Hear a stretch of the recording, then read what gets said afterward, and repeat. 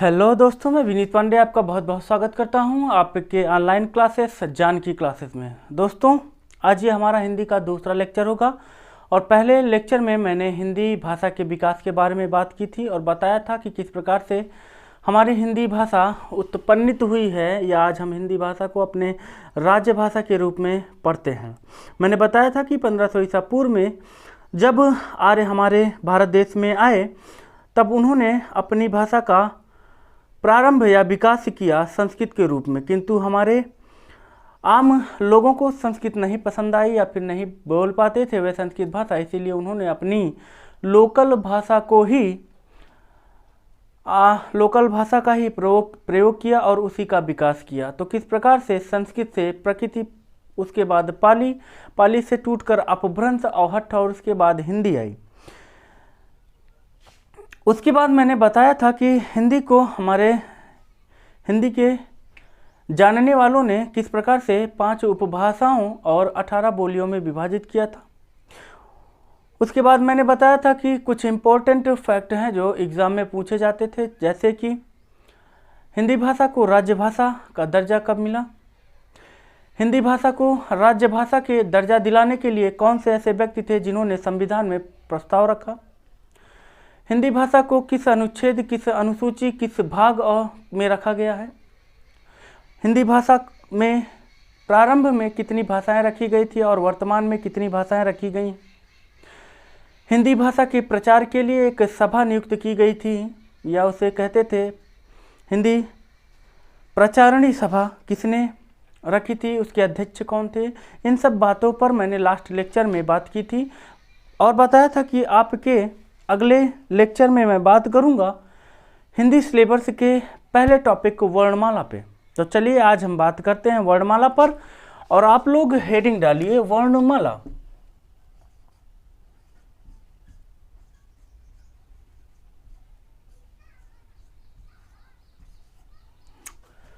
दिखाई दे रहा है आप लोगों को?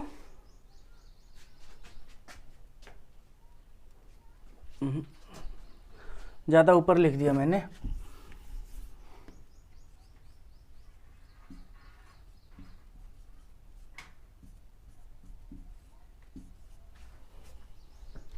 वर्णमाला, ठीक है। चलिए आज हम बात करते हैं वर्णमाला की और वर्णमाला को पहले डिवाइड करते हैं 2 भागों में, पहला वर्ण और दूसरा माला। अगर हम बात करें वर्ण की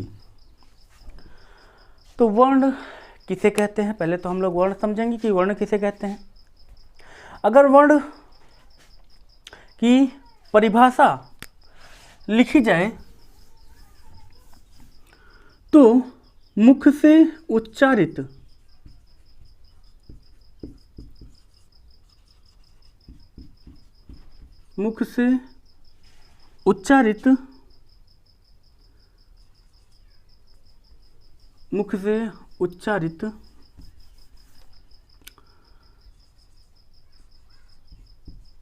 ध्वनि के लिखित रूप को वर्ण कहते हैं।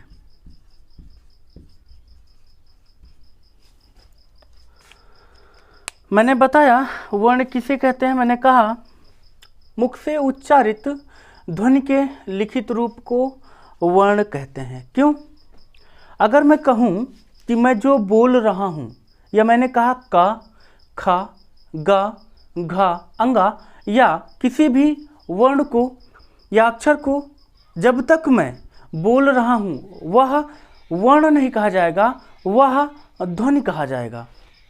जब तक कि हम उसे लिख न दें वह वर्ण न कहलाकर वह ध्वनि कहलाएगा, और जैसे ही इस ध्वनि को हम लिख देते हैं वह वर्ण कहलाया जाने लगेगा। कहने का मतलब मुख से निकलने वाली प्रत्येक ध्वनि के लिखित रूप को हम क्या कहते हैं, वर्ण कहते हैं, और यह भाषा की सबसे छोटी इकाई मानी जाती है। अगर बात करें भाषा की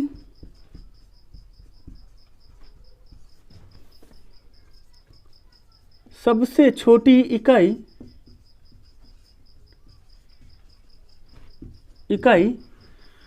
तो सबसे छोटी इकाई या तो ध्वनि है या तो वर्ण है। किंतु यहाँ पर भी आपको समझने की बात यह है कि अगर एग्जाम में पूछ लिया जाए भाषा की सबसे छोटी मौखिक इकाई, अगर यहाँ कह दिया जाए मौखिक इकाई क्या है, तो वह क्या होगी, ध्वनि होगी। और लिखित इकाई क्या होगी, वर्ण होगी। इन सब बातों को आपको ध्यान देना पड़ेगा। लिख लीजिए।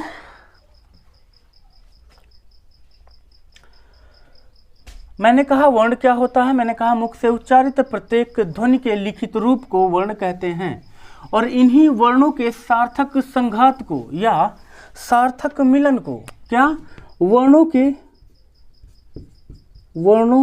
के सार्थक मिलन को वर्णमाला कहते हैं। वर्णमाला कहते हैं। कैसे, आइए एग्जाम्पल से समझते हैं। मैंने कहा कि जानकी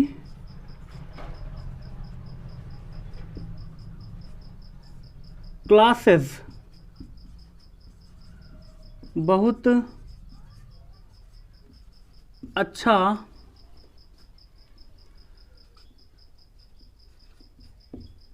प्लेटफॉर्म है।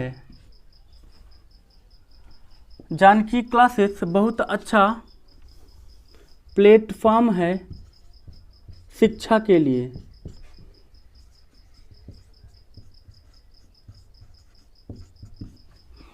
मैंने कहा जानकी क्लासेस बहुत अच्छा प्लेटफॉर्म है शिक्षा के लिए।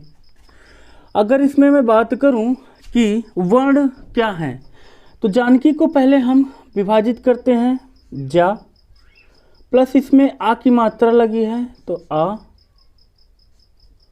प्लस ना, प्लस का में बड़ी ई की मात्रा लगी हुई है।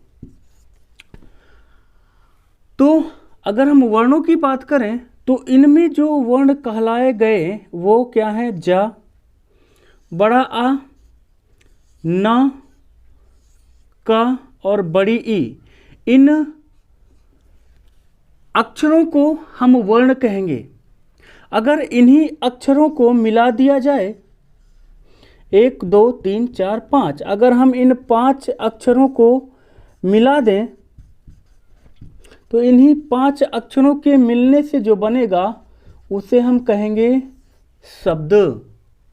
कहने का मतलब वर्णों के संघात या वर्णों के मिलन से शब्द बनते हैं और इन्हीं शब्दों को पिरो दें या मिला दें तो शब्द से क्या बन जाएगा, पूरा वाक्य। अगर हम बात करें शब्द की तो इसमें कितने शब्द शामिल हैं,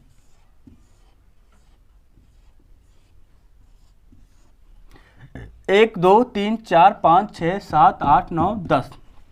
अगर इन्हीं 10 शब्दों को मिला दें तो एक वाक्य बनता है। और हमें हिंदी या वर्णमाला के अंतर्गत वर्णों को पढ़ना है, उसके बाद हम पढ़ेंगे शब्द और फिर पढ़ेंगे वाक्य को। तो आप लोगों को समझ में आ गया होगा कि वर्ण किसे कहते हैं। वर्ण एक अक्षर है, मुख से निकलने वाली प्रत्येक ध्वनि के लिखित रूप को वर्ण कहते हैं। और आइए बात करते हैं कि वर्णों को किस प्रकार से अध्ययन के आधार पर विभाजित किया गया है। आप लोग इसको लिखिए। तो हम बात करते हैं अध्ययन के आधार पर वर्णों का विभाजन या अध्ययन के आधार पर वर्णों को किस प्रकार से समझा जाएगा।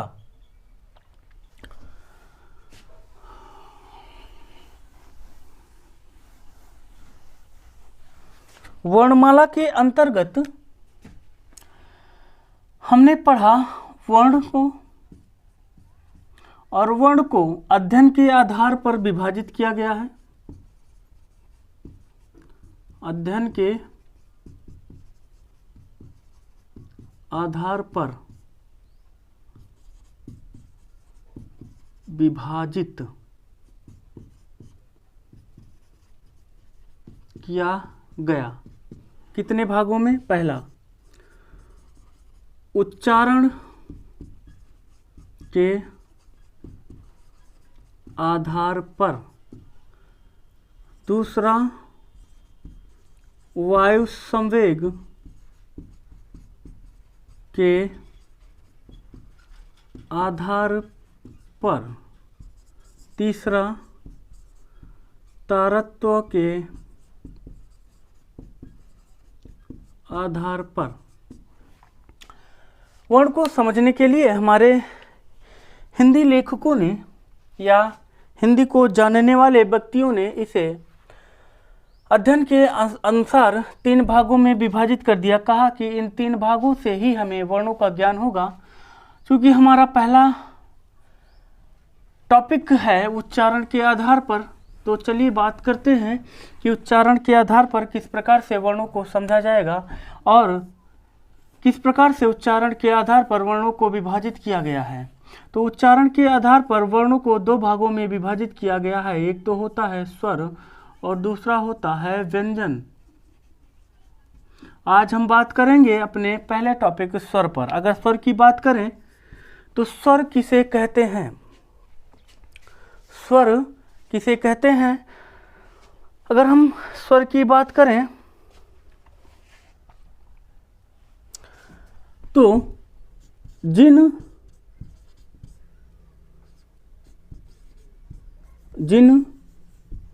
वर्णों को बोलने में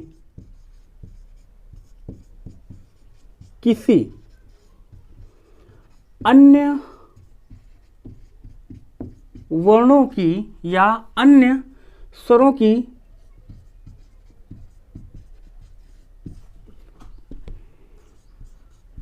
सहायता नहीं लेनी पड़ती, उन्हें स्वर कहते हैं। उन्हें क्या कहते हैं? स्वर कहते हैं। कहने का मतलब जिन वर्णों को बोलने में किसी अन्य स्वरों की सहायता नहीं लेनी पड़ती। अब आप लोग सोच रहे होंगे कि सर अन्य स्वरों की सहायता ऐसे कैसे हो सकता है? तो हम चलिए समझाते हैं कि किस प्रकार से स्वरों को बोलने में किसी अन्य स्वरों की सहायता या अन्य वर्णों की सहायता नहीं लेनी पड़ती। अगर हम बात करें वर्णों की या स्वरों की, तो हमारे हिंदी जानने वालों ने स्वरों को मुख्यतः 11 या इनकी संख्या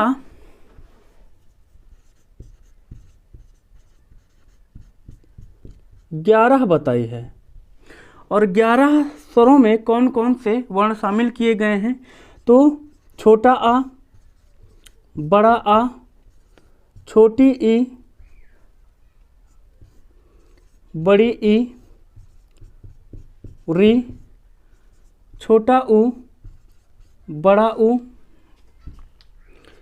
ए, ऐ, ओ और औ।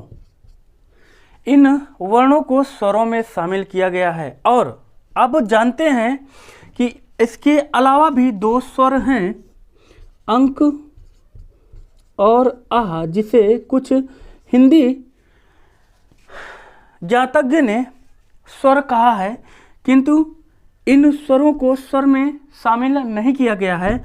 अगर मुख्य रूप से बात करें तो 11 स्वर होते हैं और कुल रूप से बात करें, अगर कहें कि कुल स्वरों की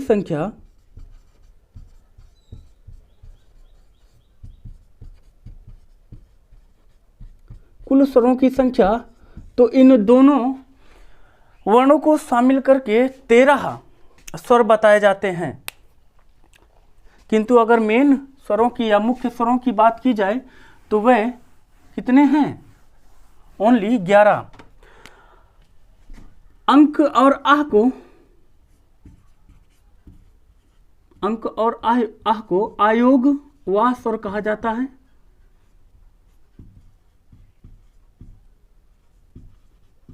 स्वर कहा जाता है। इसके अलावा अंक अकेले को अनुस्वर और आह को विसर्ग बोला जाता है। अंक को नपुंसक स्वर भी कहा जाता है। इन सबको आप नोट कर लीजिए। तो हम बताते हैं कि किस प्रकार इन स्वरों को बोलने में अन्य स्वरों की सहायता नहीं लेनी पड़ती।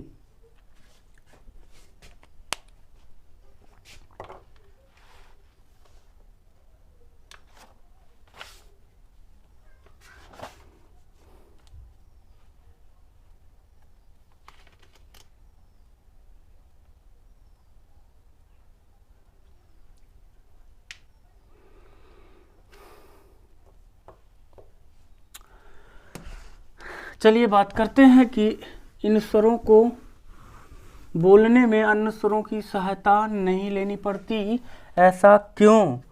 मैंने कहा स्वरों की मुख्य संख्या 11 होती है, जिसमें आ शामिल है। अगर हम आ या बड़ा आ शामिल है, अगर हम छोटे आ को विभाजित करें तो छोटे आ को विभाजित करेंगे तो छोटा आ या छोटा आ ही प्राप्त होगा। बड़े आ को विभाजित करेंगे तो या छोटा आ प्राप्त होगा या बड़ा आ प्राप्त होगा। इन दोनों को मिलाकर के ही बड़ा आ बनता है। कहने का मतलब अगर हम आ का उच्चारण करते हैं तो इसमें किसी अन्य स्वरों का उच्चारण नहीं होता। जैसे मैंने कहा आ, तो आ के साथ आ ही जुड़ रहा है। कहा बड़ा आ, तो बड़ा आ के साथ भी आ ही जुड़ रहा है। मैंने कहा ई, तो ई के साथ भी ई ही जुड़ेगी तभी ई बनेगा। इसी प्रकार उ, ए, ओ, औ, यह सब स्वर किसी अन्य स्वर से नहीं सहायता से नहीं बोले जा रहे हैं। इनको बोलने में सजातीय स्वर शामिल हो रहे हैं। कि मतलब अगर हम बात करें आ की, तो आ को आ और आ में ही तो तोड़ सकते हैं, तभी तो मिलकर के बड़ा आ बना। और आ का समान स्वर मिल रहा है, आ और आ।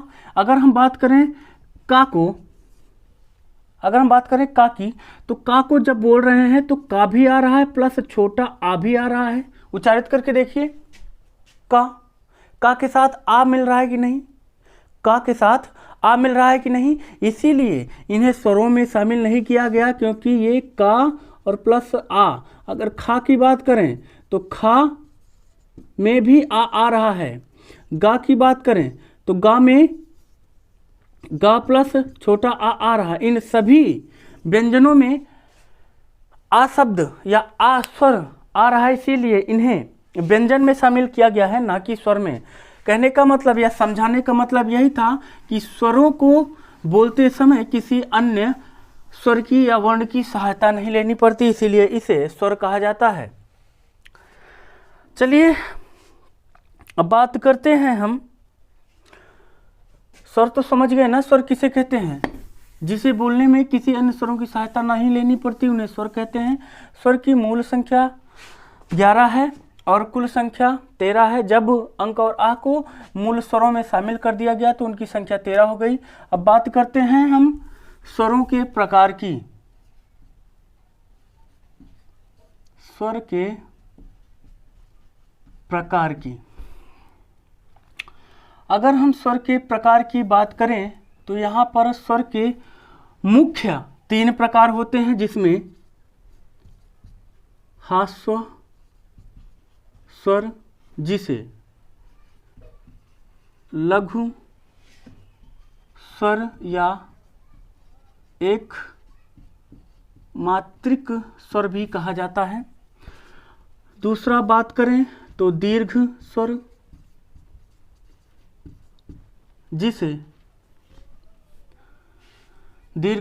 जिसे बड़ा स्वर या द्विमात्रिक स्वर भी कहा जाता है। और तीसरा है हमारा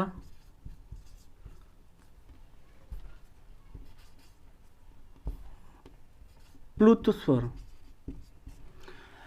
यह है 3 जो स्वर होते हैं, ये मूल होते हैं, मुख्य रूप से होते हैं हास्य स्वर के 3 प्रकार। किंतु अगर कुल पूछा जाए तो वहाँ पर 4 स्वरों के बारे में बात करेंगे। क्यों? इसी दीर्घ स्वर के अंतर्गत इसका एक पार्ट और होता है संयुक्त स्वर।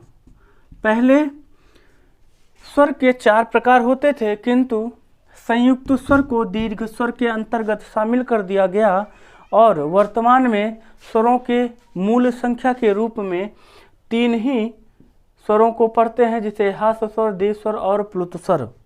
हम आपको चारों स्वरों के बारे में बताएंगे। चूँकि पहला हमारा जो स्वर है वह है हास्य स्वर, तो बात करते हैं हास्य स्वर की। अच्छा, हास्य स्वर को ही मूल स्वर भी कहते हैं और इसे मूल स्वर या सजातीय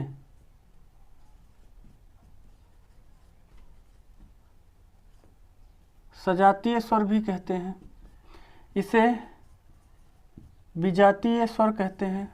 ये क्यों कहते हैं, इनको हम अभी बताएंगे आपको।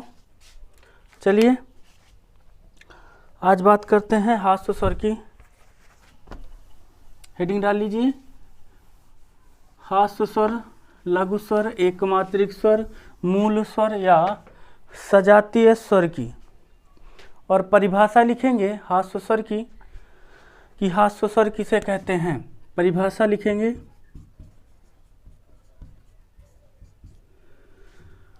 जिन वर्णों के उच्चारण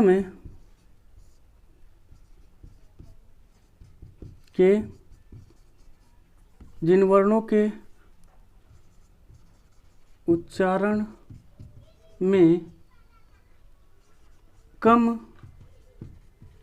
समय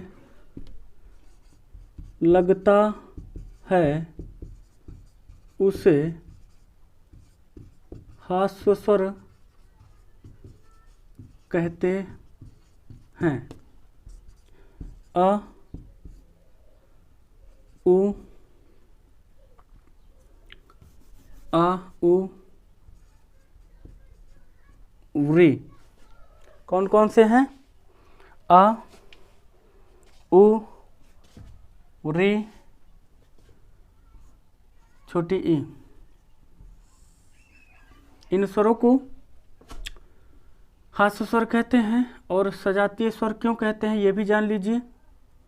इन स्वरों को हम विभाजित नहीं कर सकते किसी भी स्वर में, और विभाजित भी करेंगे तो इनको समान स्वर में ही विभाजित कर पाएंगे, इसीलिए इन्हें सजातीय स्वर भी कहा जाता है। जिस प्रकार छोटा आ मिलकर ही आ बनता है, उ और उ मिलकर ही उ बनेगा, ई और ई मिलकर ही ई बनेगा, इसी प्रकार इन्हें सजातीय स्वर कहते हैं।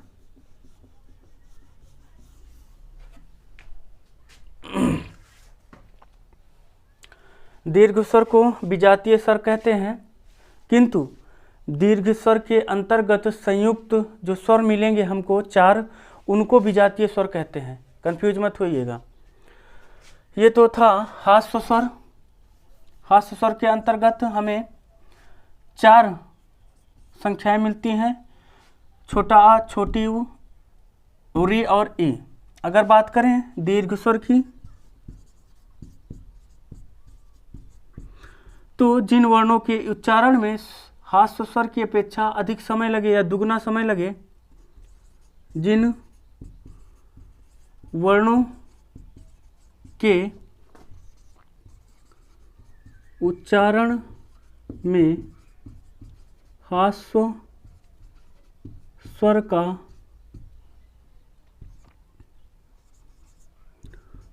दुगना समय लगे उसे दीर्घ स्वर कहते हैं। इनकी संख्या बड़ा आ, बड़ा ई, बड़ा ऊ, ए, ऐ, ओ, औ। इसमें शामिल हैं बड़ा आ, बड़ी ई, बड़ा ऊ, ए, ऐ, ओ, औ। अगर दीर्घ स्वर की मूल संख्या पूछे तो 3 होती हैं। कौन कौन सी? बड़ा आ, बड़ी ई और ऊ। और कुल संख्या 7 होती हैं। इनमें इनको भी शामिल कर दिया गया है, क्योंकि ए, ऐ, ओ, ऐ संयुक्त स्वर है।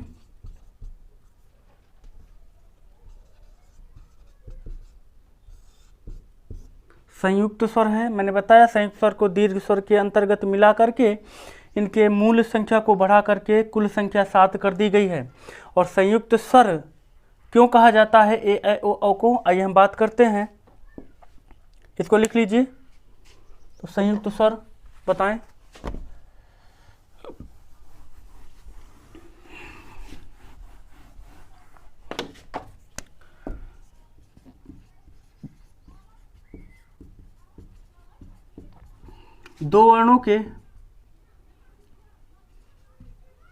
दो वर्णों के मिलन से बने वर्ण संयुक्त वर्ण कहलाते हैं।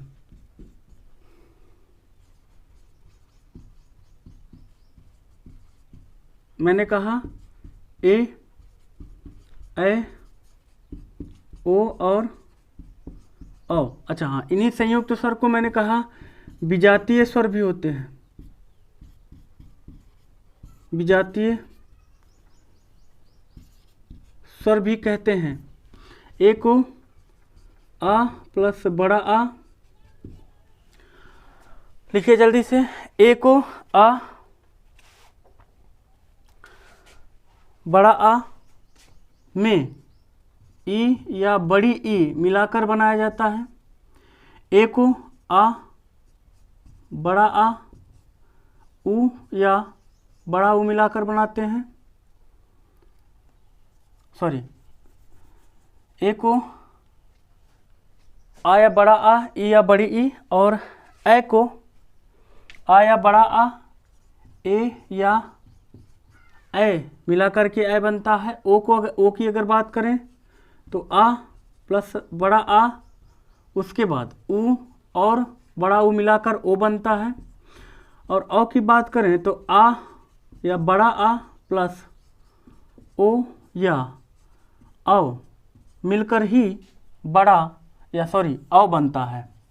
देखिए, इसमें इसको विजातीय क्यों कहते हैं? क्योंकि इसमें समान जाति के वर्ण शामिल नहीं है। क्यों नहीं शामिल है? यहाँ पर आ और ई को मिलाकर के ए बनाया जा रहा है, यहाँ पर आ और ए को मिलाकर के ए बनाया जा रहा है, यहाँ पर आ और ऊ को मिलाकर के ओ बनाया जा रहा है, और यहाँ पर आ और ओ को मिलाकर के औ बनाया जा रहा है। इसीलिए दीर्घ स्वर के अंतर्गत जो संयुक्त स्वर को शामिल किया गया है उसे विजातीय स्वर कहते हैं। इससे पहले हास्य स्वर मैंने बताया कि हास्य स्वर के अंतर्गत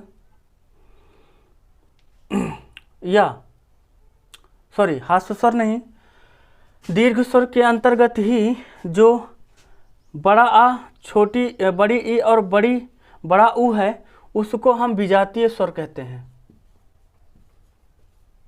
विजातीय स्वर कहते हैं क्यों? क्योंकि बड़ा आ और बड़ा आ और बड़ा आ से ही बनता है। जिस प्रकार ई को ई या बड़ी ई से मिलकर बनाते हैं, उसी प्रकार ऊ को ऊ या बड़ा ऊ से मिलाकर बनाते हैं। क्योंकि यहाँ पर दोनों वर्ण समान हैं, इसीलिए इन्हें समान जाति का या सजातीय यहाँ पर लिखिएगा, सजातीय कहते हैं, और ये असमान जात से मिलकर के बनते हैं, इसीलिए इसे विजातीय कहते हैं।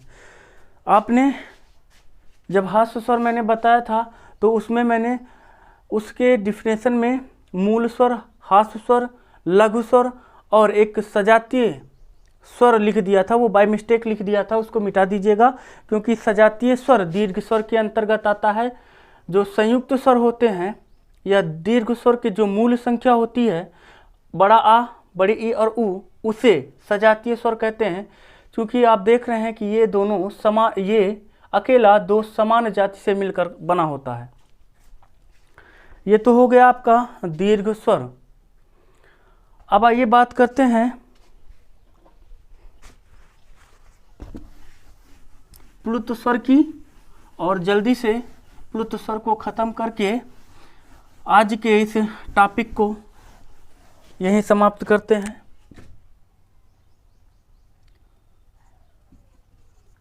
प्लुत स्वर जिसके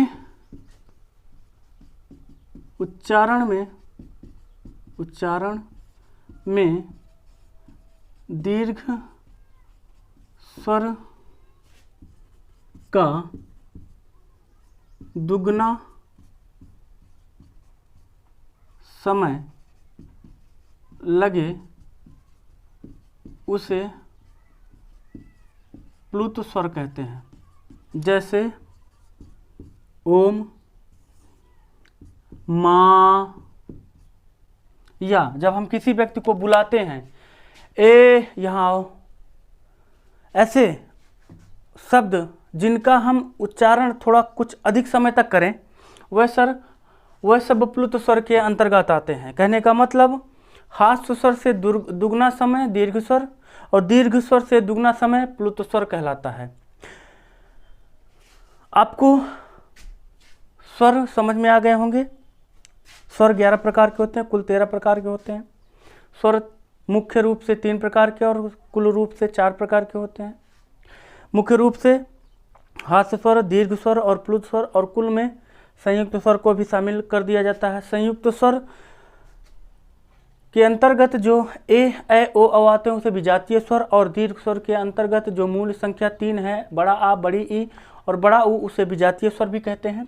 प्लुत स्वर के अंतर्गत ओम आता है, जिसका उच्चारण हम दीर्घ स्वर के समय से दुगना समय लगाकर करते हैं। अब हम कल बात करेंगे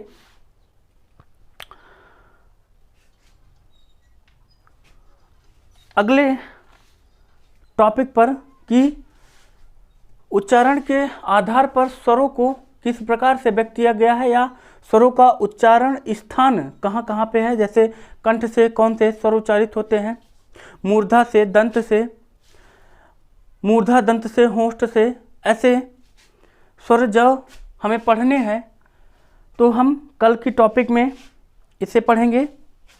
आज के लिए इतना बहुत है। और दोस्तों, आप लोग ज़रूर बताइएगा कि अगर आपको कहीं पर भी मेरे द्वारा पढ़ाए जाने पर दिक्कत हो रही है तो उसको कमेंट करके ज़रूर बताइए, और बताइएगा कि किस प्रकार से मैं अपने आप को और बेहतर तरीके से आप लोगों के समक्ष रख सकता हूं। तो आज के लिए धन्यवाद, और आपके इस चैनल को कोशिश करिए कि और लोगों तक पहुंचाने में आप हमारी मदद करें। तो जितना हो सके सब्सक्राइब, लाइक और शेयर करें। आज के लिए बस इतना ही। धन्यवाद।